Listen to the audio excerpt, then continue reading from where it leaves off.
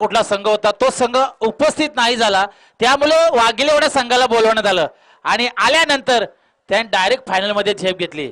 हाच तर क्रिकेट आहे. नक्कीच नक्कीच. तर आपण विनंती करूया आमचे सहकारी समालोचक वरिष्ठ समालोचक महेश म्हात्रेंना, बरीच विश्रांती घेतली त्यांनी, त्यांना विनंती करूया आपण या चला, सामन्याची सुरुवात करण्यासाठी यायचंय. महेश म्हात्रे सर आपण आलात तरी बरं वाटेल, कारण आम्हाला पण थोडस रेस्ट हवाय. इस मैदान पर दोस्तों आप देख रहे हैं दूसरी सेमीफाइनल रिवाल. सामन्याचा सामनावीर हिरो ठरतोय भागेश. या अष्टपैलू खेळाडूने आपल्या संघाला विजय संपादन करून दिलाय. तर आमच्या आत्ताच आलेले पाहुणे धर्मा मुंगाजी साहेब यांना विनंती करेन की आपल्या शुभ हस्ते या सामन्याचा सामनावीर बक्षीस भागेश या खेळाडूला प्रदान करावा. भागेश अतिशय चांगली या ठिकाणी खेळली गेले. युट्यूबवर आपला फोटो जाणार आहे. संपूर्ण महाराष्ट्रात संपूर्ण या ठिकाणी फोटोची आपले छायाचित्रीकरण होणार आहे. भागेश एक प्रश्न असणार आहे आपल्यासाठी, उत्तर देण्याचा प्रयत्न करायचा आहे. हॅलो रिवाल. तत्पूर्वी भंगारपाड्याचे सन्माननीय सुरेश शेठ यांचं स्वागत करण्यासाठी मी विनंती करते, सतीश घरजाला विनंती करते की सुरेश शेठ भंगारपाडा यांचा स्वागत करता. अतिशय जबरदस्त व्यक्तिमत्व रिवाल. भंगारपाडा संघाचे पाठीराख आणि जिथे ते भंगारपाडा संघ आहे आणि जिथे ते क्रिकेट स्पर्धा आहे तिथे आवर्जून वेळ काढून असतात. नक्कीच नक्कीच. सुरेश यांच्याबद्दल सांगायचं तर चांगली कार्यक्षम आहे त्यांचं भंगारपाडा संघासाठी आणि एक आवडते क्रिकेट प्रेमी आहेत. प्रत्येक वेळी हजर असतात, या ठिकाणी हजर आहेत. तर महेश म्हात्रे यांना विनंती करत आहोत आम्ही की या सामन्याची सुरुवात आपण करावीत.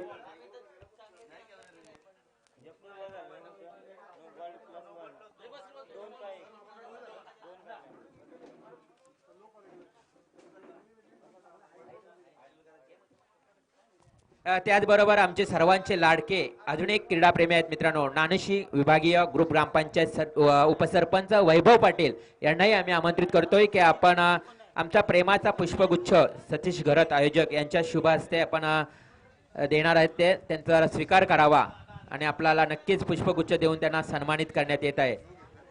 वैभव पाटील ज्यांच्या वतीनं एक चांगलं आयोजनही त्या ठिकाणी मानगर या ठिकाणी केलं, त्यांचा सन्मान केला जात आहे. ओव्हर टू महेश म्हात्रे साहेब. या दरम्यान मी भरत गायकवाड यांना विनंती करतो की आपण मंचावर यावं. आपण चलतोय मैदानाकडे, ज्या ठिकाणी आताच ज्यांचं या ठिकाणी स्वागत झालं ते मोसरा नानोशी ग्रुप ग्रामपंचायतचे उपसरपंच वैभव पाटील. रवींद्र म्हात्रे व्हॉट्सअपवर त्यांनी मेसेज दिला होता. मी सतीश घरत यांना विनंती करतो की आपण त्याच्या या ठिकाणी स्वागत करावं. आणि या दरम्यान हा चेंडू मिड विकेटच्या सीमेरेषेच्या पलीकडे 4 धावांसाठी मी सतीश घरत आणि सतीश म्हात्रे दोघांना विनंती करतो की आपण भरत गायकवाड यांचं या ठिकाणी स्वागत करावं. धावसंख्या झाली ती 8 धावा धावफलकावर लागल्या आहेत. आणि यावेळेला मात्र हा चेंडू अतिशय सुरेख क्षेत्ररक्षण, 1 धाव पूर्ण केली आहे. दुसऱ्या धावेचा प्रयत्न, 2 धावा पूर्ण केल्यात आणि या 2 धाव्याने संघाची धावसंख्या झाली ती 8 धावा धावफलकावर लागलेल्या आहेत. या ठिकाणी आपण उल्लेख केला नानोशी ग्रुप ग्रामपंचायतचे उपसरपंच वैभव पाटील यांनी रवींद्र म्हात्रे व्हॉट्सअप अजनबी ग्रुपवर टाकलं होतं की यावेळेला लॉंग ऑफच्या दिशेला चेंडू 1 धाव पूर्ण केलेली आहे. 1 धाव्याने संघाची धावसंख्या झाली ती 11 धावा धावफलकावर लागलेल्या आहेत. पहिलं षटक प्रगतीपथावर असताना विशाल जितेकर.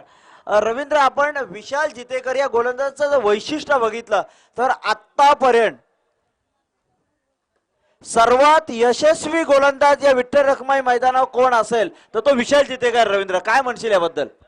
नक्कीच नक्कीच महेश अतिशय चांगला गोलंदाज आहे, परंतु अशा प्रकारची गोलंदाजी असून सुद्धा रायगड ओपन टुर्नामेंट झाल्या तेव्हा स्वतः गोलंदाजी न घेता दुसऱ्या गोलंदाजावर विश्वास टाकला आणि आपल्याला त्या शृंखलेमधून बाहेर जावं लागलं होतं. निश्चितपणे आपण चर्चाही केली होती की एवढा चांगला गोलंदाज असताना विशाल जितेकरनं रायगड ओपन मध्ये गोलंदाजी का केलं. त्यांनी सांगितलं होतं की 4 रायगडचे स्टार मी गोलंदाज घेऊन आलेलो आहे, त्यामुळे मी गोलंदाजी केलेली आहे आणि मी त्या स्पर्धेतून बाहेर झालो. पण विश्वास दुसऱ्यावर ठेवण्याऐवजी रवींद्र स्वतःवर ठेवणं फार गरजेचं आहे, कारण स्वतःवर विश्वास ठेवला तर तो विश्वास आपण सार्थ ठरू शकतो. पण या दरम्यान पहिल्या षटकाची सामन्यात धावसंख्या झाली ती 12. तर आपण चर्चा करत होतो नानोशी ग्रुप ग्रामपंचायतचे उपसरपंच वैभव पाटील यांनी अजनबी स्पोर्ट्सवर टाकलं होतं की ओवल्याच्या ग्रामपंचायत चषकामध्ये मला सामील करून घ्या, मलाही खेळायचं आहे. तर आम्ही त्याचा विचार नक्की करू वैभव. पण तुम्हाला जर त्यामध्ये सामील करून घेतलं तर मला वाटतं पुढचं जे आहे तेही तुम्हाला द्यावं लागेल. तर त्याचाही विचार करणं फार गरजेचं आहे. पण या दरम्यान आपण बघतोय रोशन गोलंदाज आणि या दरम्यान ओव्हरपिच पद्धतीचा चेंडू आणि चेंडू सीमा रेषेच्या पलीकडे खडखडीत चौकार.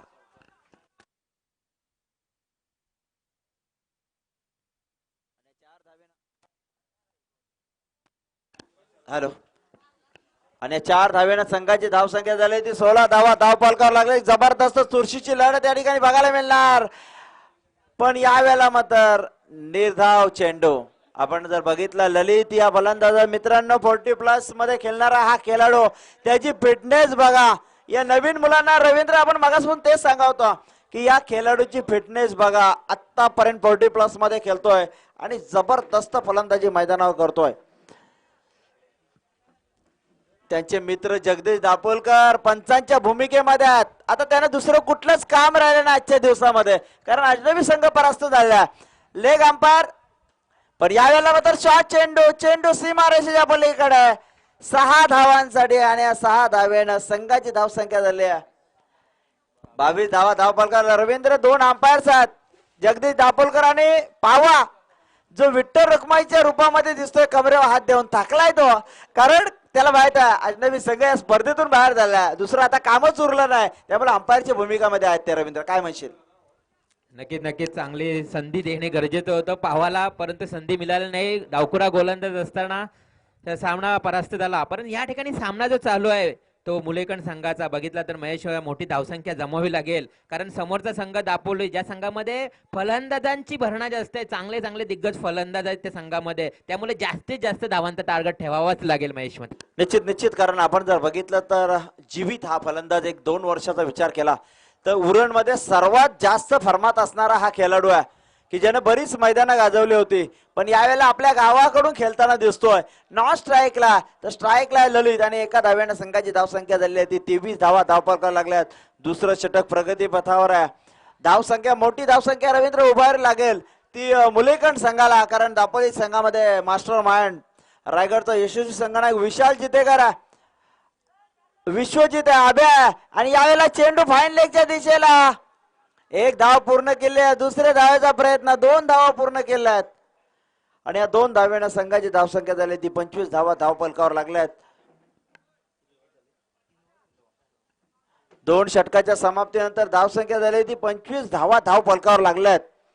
आपण जर बघितलं तर शांत क्रिकेट या ठिकाणी बघायला मिळतोय.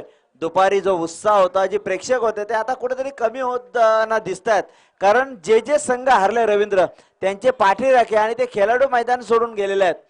त्यामुळे आता आपण बघतोय हा सामना 3 षटकांचा. तर या 3 षटकामध्ये जास्तीत जास्त धावा करणं गरजेचं आहे मुलेकट संघाला, कारण जे 2 घातक फलंदाज आहेत विश्वजित, ज्यांची एक तडाखेबद्ध फलंदाजी आपण आता बघितली. विशालनं पहिल्या मॅच मध्ये 50 धावा केल्या तर आभ्यानं दुसऱ्या मॅच मध्ये 50 धावा केल्या. एक जबरदस्त भारदार फलंदाजी आणि प्रेक्षकांची मनं जिंकली.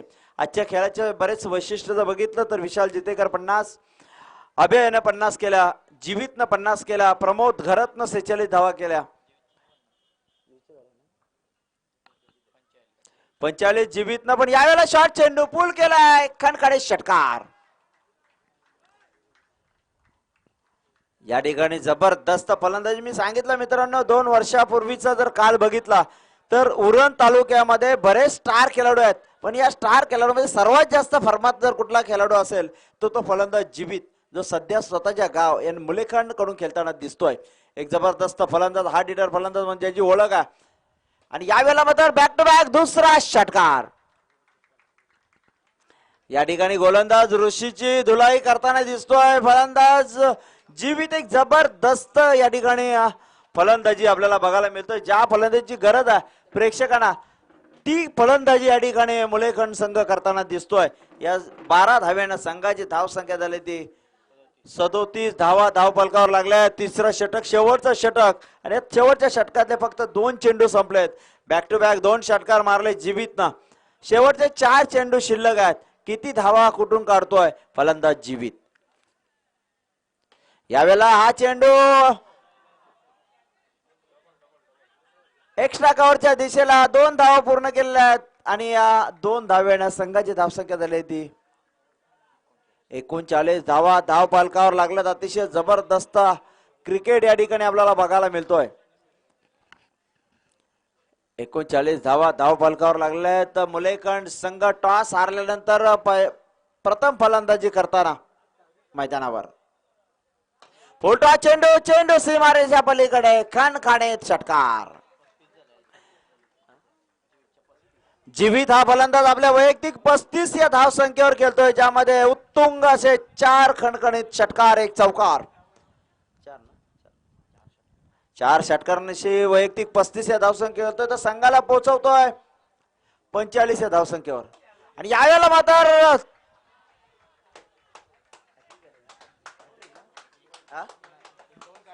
अतिशय जबरदस्त फलंदाजी जीवित यानं दाखवून दिला. मी तोच उरणचा स्टार खेळाडू आहे ज्याच्या बॅटची चमक आज रायगड मध्ये आहे. यावेळेला हा शॉट चेंडू पूल केला मिड विकेटच्या दिशेला. 1 धाव पूर्ण केल्या. दुसरा धावेचा प्रयत्न, खराब थ्रो. आणि तिसऱ्या धावेचा प्रयत्न आणि 3 धावा पूर्ण केल्या. 3 धावा पूर्ण केल्या. त्या 3 धाव्यानं संघाची धावसंख्या झाली होती 54 धावा धाव फलकावर लागल्यात. आणि 29 धावा ऋषी या गोलंदाजाने दिल्या. 29 धावा.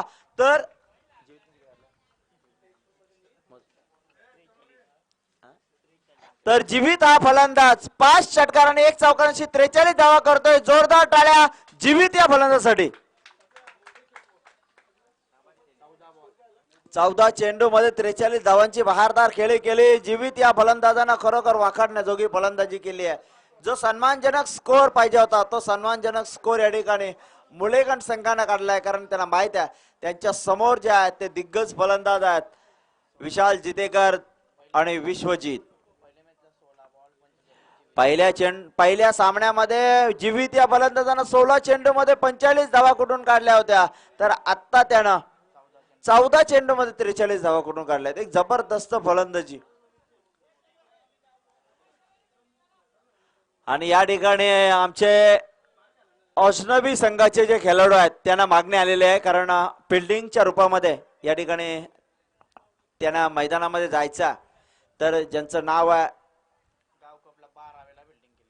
आणि हा जो खेळाडू या ठिकाणी मुलेकंड संघामध्ये उतरलेला आहे, ज्याचं नाव आहे अजय, ज्याला प्रेमानं चलोरी म्हणतात, कचोरी म्हणतात, लगोरी म्हणतात. आणि याचं सर्वात मोठं वैशिष्ट्य आहे की या खेळाडूंना ग्रामपंचायत चषकामध्ये तब्बल 12 वेळा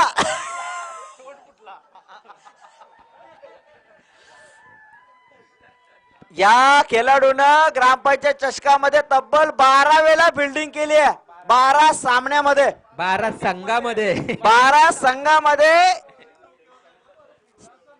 क्षेत्ररक्षण केलं. आणि आता बघितलं क्षेत्ररक्षण करायच्या अगोदर चेंडू नाकावर आदळलाय. आणि आपण जर बघितलं तर निहाल स्पोर्ट्स एवढ्या ताकदीने उतरला होता ग्रामपंचायत चषकामध्ये, आणि हा बिल्डर दुसऱ्या टीम मधला यानं परमची कॅच पकडली आणि निहाल स्पोर्ट्स त्या स्पर्धेतून ग्रामपंचायत बाहेर झाला होता. पण असं बरेच दृश्य आपल्याला बघायला मिळतात. पण कौतुक करावं लागेल अजयचं, कारण एवढा वेळ या ठिकाणी मैदानावर राहणं पडत्या पावसामध्ये एवढी सोपी गोष्ट नाहीये. अजनबी ओवळे संघाचं ते भविष्य आहे. पण भविष्य हे जमिनीवर चाललं तर ते चांगलं दिसतं. ते जर हवेमध्ये उडायला लागलं तर मग तर ते हवेच्या बरोबर उडून जाईल, त्यामध्ये शंकाच नाही. म्हणून किती स्टार जरी आपण झालात तरी जमिनीवर चालायचं, हवेत कधी उडायचं नाही. नाही तर वेळ अशी येईल की आपल्याला संघामध्ये स्थान नसावं. येणाऱ्या 18 चेंडू मध्ये जिंकण्यासाठी 55 धावांची गरज आहे. मी रवींद्र मात्रे यांना विनंती करतो की आपण या ठिकाणी समालोचन करावं. धन्यवाद. अतिशय महत्वाची लढत आपण बघितलं. अमित पहिला सलामीचा षटक घेऊन येतोय.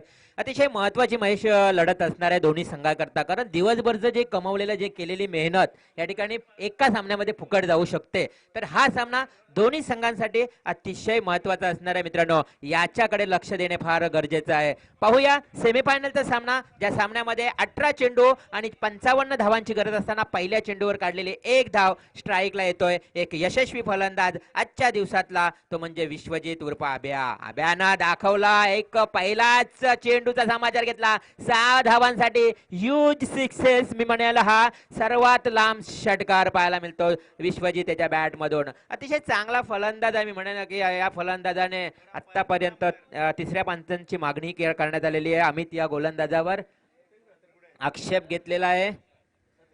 तिसरा पंच जायचा आहे आपण मैदानात. सतीश म्हात्रे तर अतिशय सुरेख फटका मारलाय. चांगली गोलंदाजी करावी लागेल, कारण तेवढ्याच सक्षम असे चांगले तडफदार फलंदाज आहेत विश्वजित अभ्या, ज्यानं अर्धशतकी खेळली आहे मागच्या सामन्यामध्ये. अजनबी ओवले विरुद्ध खेळत असताना एकतर्फी मी म्हणेल फलंदाजी केली महेश, आणि त्या आपल्या संघाला विजयी करणारा हा एक तारणहार महत्वाचा मी म्हणेल क्रिकेट त्यांच्या संघाचा दुवा समजला जातो, पाठीचा कणा समजला जातो. तर विश्वजित हा खेळण्यासाठी सज्ज. आता मात्र चेंडू पाहूया हवेमध्ये, परंतु या ठिकाणी नक्कीच पंचांचा इशारा आलाय. फलंदाज बाद. योग्य निर्णय मी म्हणेल, योग्य निर्णय. कुठलाही या ठिकाणी पंचांशी उजत करू नये, कारण सक्षम पंच आहेत. पंचांचा निर्णय अंतिम असणार आहे. झेल हवेत होता. महेश, आपण इंटरनॅशनल क्रिकेट पाहत असतो. इंटरनॅशनल नियम सांगायचा झाला मित्रांनो, जर जेव्हा गोलंदाज चेंडू पकडला जातो, जर गोलंदाजाचा आडवा जर फलंदाज आला तर तो फलंदाज बाद दिला जातो, असा इंटरनॅशनल नियम आहे. महेश, आपण काय म्हणाल याबद्दल? निश्चित, कारण नियम हे फार कटाक्ष असणं, कडक असणं गरजेचं आहे. कारण ज्या पद्धतीनं फलंदाजानं जी रिॲक्शन केली होती ती चुकीची होती असं आपण इथूनही बघितलं, आणि अंपायरचा निर्णय योग्य आहे. कारण यामध्ये शंकाच नाही आहे. कारण जर गोलंदाज झेल पकडत असताना फलंदाजानं त्याला टक्कर दिलेली आहे, त्यामुळं हा फलंदाज बाद ठरवण्यात आलेला आहे. नक्कीच आमचे पंच बघितले तर आज बऱ्याच 20-25 वर्षाचा दांडगा अनुभव आहे, आणि क्रिकेट क्षेत्रामध्ये जगदीश दापोलकर अतिशय चांगले विकेट किपर आहेत आणि आज पंचांच्या भूमिकेत आहेत. आणि रवींद्र जर विचार केला, नाहीये रवींद्र विचार जर केला तर या दोन्ही टीम्सचा काही संबंध ओल्या गावशी नाहीये.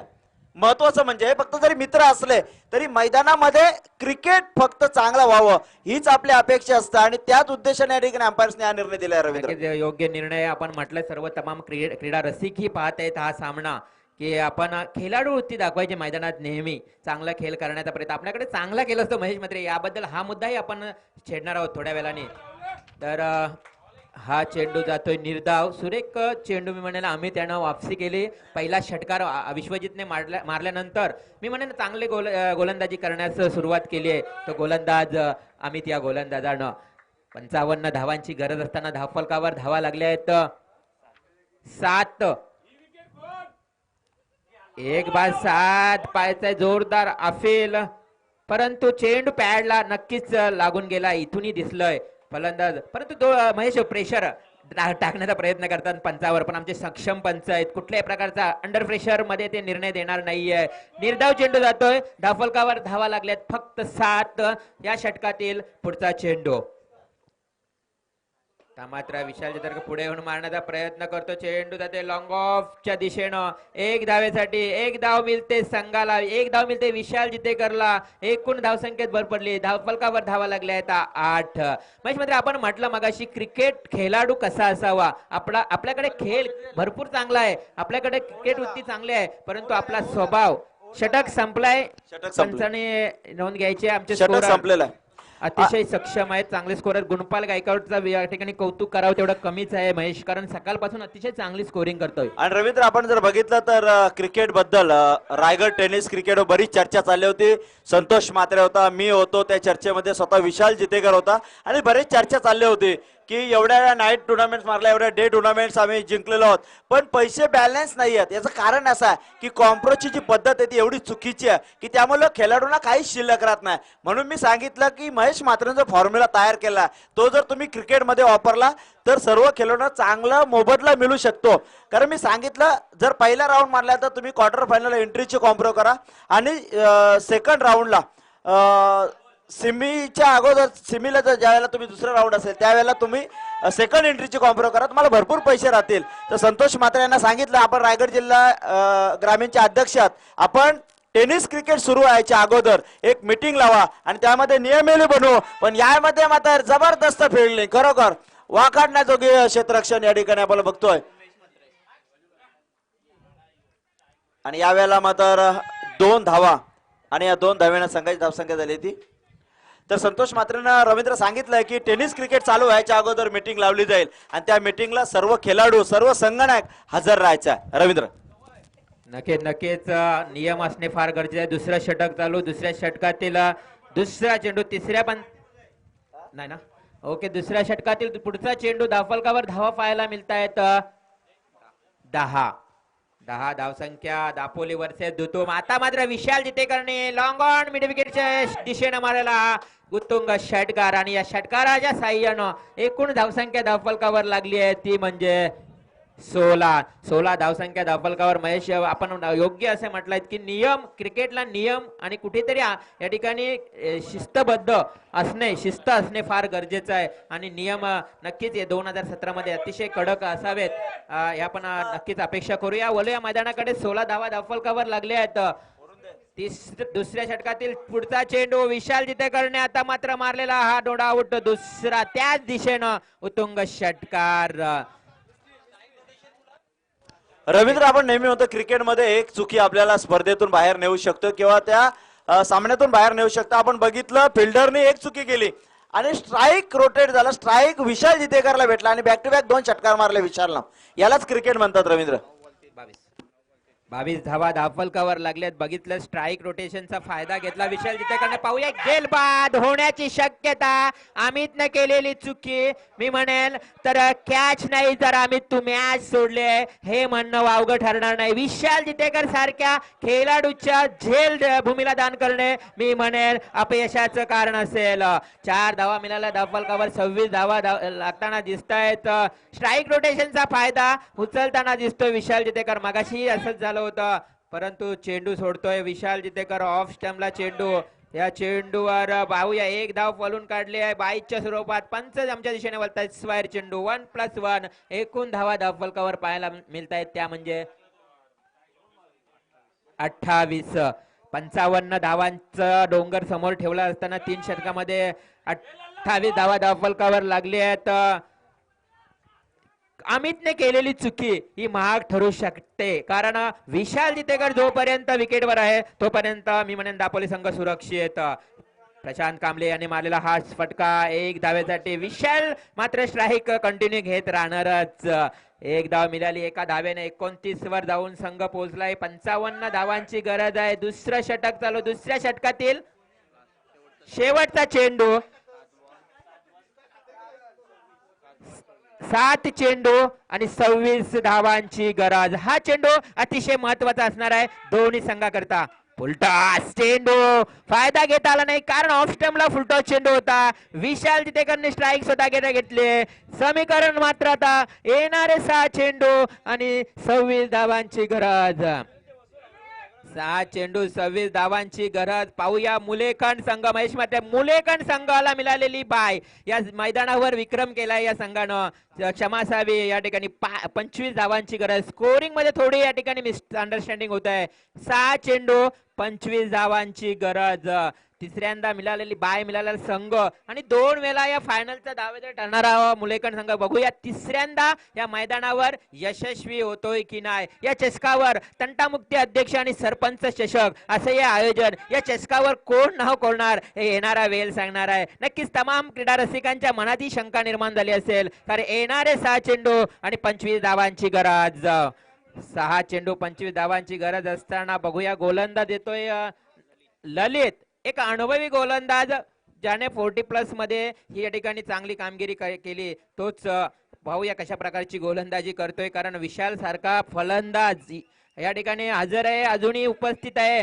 आणि त्याचा जो लॉंग ऑफच्या दिशेने सोडलेला झेल, हा झेल पाहूया काय मी म्हणेन महागडा ठरतोय की नाही. 6 चेंडू 25 धावांची गरज. पहिला चेंडू ललितचा भिरकावून दिला विशाल जितेकरनं लॉंग ऑनच्या दिशेनं उत्तुंग षटकार. समीकरण बदललं मित्रांनो. येणारे 5 चेंडू आणि जिंकण्याकरिता 21 धावांची गरज. 5 चेंडू 21 धावां क्षमासावी 19 धावांची गरज. माफी मागता आहोत, षटकाराच्या सहाय्यानं समीकरण बदललं. अजूनही 19 धावांची गरज असणार आहे. चेंडू आहेत 5. ललित या गोलंदाजाला चांगली कामगिरी करावी लागेल. आपल्या अनुभवाचा पुरेपूर फायदा घ्यावा लागेल, कारण समोर फलंदाज आहे तो म्हणजे रायगडचा एक यशस्वी फलंदाज विशाल जितेकर. एक यशस्वी कर्णधार म्हणून या संघाचा ओळखला जातो. त्याच्या समोर आव्हान असणार आहे. येणारे 5 चेंडू आणि 19 धावांची गरज. मात्र चेंडू भिरकावून दिला. अतिशय सुरेख चेंडू. एक धाव पळून काढले. थोडे खराब क्षेत्ररक्षण मी म्हणेन. या क्षेत्ररक्षणाचा पुरेपूर फायदा घेतलाय तो म्हणजे 2 फलंदाजांनी. पुन्हा एकदा स्ट्राईकला येतोय विशाल जितेकर. येणारे 4 चेंडू आणि आता गरज असणार आहे 18 धावांची. 4 चेंडू क्षमासावी 17 धावा. 2 धावा मिळाल्या आहेत, कारण ज्या ठिकाणी 1 धाव होती त्या ठिकाणी 2 धावा मिळाल्या आहेत. 17 धावांची अजूनही गरज असणार आहे. अतिशय रोमहर्षक सामना पाहायला मिळतोय. उरले चेंडू 4. पाहूया चेंडू सोडतोय विशाल, कारण स्वैर चेंडू आहे. बघितलं त्यानं खराब चेंडू. पुन्हा एकदा समीकरण बदललं. 16 धावांची अजूनही गरज असणार आहे येणाऱ्या 4 चेंडू मध्ये. रंगतदार सामना, सेमी फायनलचा सामना असणार आहे. उशिरा प्रेक्षक जे असतील, अतिशय महत्वाचा सामना असेल, त्यांना सांगेल की हा सामना म्हणजे सेमी फायनलचा सामना आहे. शॉर्ट पिच चेंडू पुरेपूर फायदा घेतला विशाल जितेकरनं. मिड विकेट आणि मिड लॉंग ऑनच्या मधोमध मारलेला हा षटकार. समीकरण बदललं. आता मात्र अजूनही येणाऱ्या 3 चेंडू मध्ये 10 धावांची गरज. 16 धावांची गरज होती, आता मात्र 3 चेंडू आणि 10 धावांची गरज. एखादा चेंडू या ठिकाणी चांगला पडला तर नक्कीच सामन्याला पुन्हा एकदा वळण येऊ शकतोय. पाहूया चेंडू पुन्हा एकदा स्क्वेअर लेग जस्टीच्या बाहेरून जातोय. चेंडू खराब. 3 चेंडू 9 धावांची गरज असणार आहे.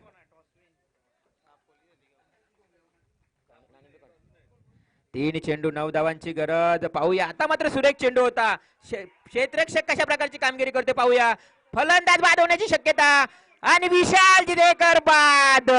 मोठा धक्का असेल. पुन्हा एकदा सामन्यामध्ये रंगतपणा वाढले. प्रेक्षक खुश झाले तर पूर्णपणे जागेवरून उभे राहिलेले आहेत, कारण अतिशय रंगतदार सामना पाहायला मिळतोय. विशाल जितेकर बाद झालाय स्ट्राईक घेण्याच्या बेतात. आता मात्र चांगली कामगिरी केली आहे. नाणेफेक कोणाच्या बाजूने लागलेला आहे? मुलेकंठच्या बाजूने नाणेफेक जिंकलेला आहे. तर सुखदेव गायकवाडने आम्हाला हुकवलेलं होतं अक्षरशः की दापोली संघाने नाणेफेक जिंकलंय, तर आमच्या स्कोरर या ठिकाणी कन्फ्युज झाले आहेत. तर नाणेफेक मुलेकंठ संघाच्या बाजूने लागलेले आहेत. 2 चेंडू आणि 8 धावांची गरज. 8 धावा कंपल्सरी असणार आहे दापोली संघाकरिता. उरले 2 चेंडू. सुमित आलेला नवीन फलंदाज. आता मात्र ललित कशा प्रकारची गोलंदाजी करतोय पाहायचंय. सुमेश साधी चेंडू ब्लॉक बॉल मध्ये चेंडू. या चेंडूवर 1 धाव, कारण एकच धाव द्यावी लागेल, कारण 7 धावा कंपल्सरी असणार आहेत येणाऱ्या पुढील एका चेंडू मध्ये. 1 चेंडू 7 धावा. हा चेंडू जर वाईट किंवा नो बॉल पडला तर पुन्हा एकदा सामना या ठिकाणी चुरसदार होणार, कारण सामना अंतिम चेंडू पर्यंत काय होईल सांगू शकत नाहीये. परंतु गोलंदाज तेवढाच हुशार आणि अनुभवी आहे, तो गोलंदाज म्हणजे ललित. मारला फटका प्रशांतनी 4 धावांसाठी आणि 3 धावांनी हा संघ पराभूत होतोय दापोली संघ. तर मुलेकंठ संघ पुन्हा एकदा फायनल मध्ये प्रवेश करतो.